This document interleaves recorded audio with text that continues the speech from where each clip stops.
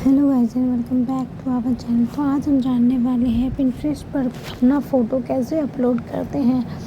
तो अभी तक आपने मेरे वीडियो को एंड तक देखना, और अभी तक आपने मेरे चैनल सब्सक्राइब नहीं किया, चैनल को सब्सक्राइब कर लें ताकि और भी इन्फॉर्मेटिव वीडियो आपको मिलती रहे। तो सबसे पहले हम पिंटरेस्ट ओपन करते हैं और यहाँ पे जैसे ही ये लोड होता है तो यहाँ पे एक प्लस का आइकन दिखाई देगा। यहाँ से हम पिन उस पर क्लिक करके पिन सेलेक्ट करेंगे। पिन सेलेक्ट करने में आपको जो भी फ़ोटोज़ करना है आप सेलेक्ट कर सकते हो। तो यहाँ से आपको फ़ोटो को एडिट करना है तो ऊपर में पेंसिल का आइकन है, आप वहाँ से एडिट भी कर सकते हो। यहाँ से हम टाइटल लिखेंगे फ़ोटोज़ के अकॉर्डिंग, और उसके बाद हम डिस्क्रिप्शन लिखेंगे।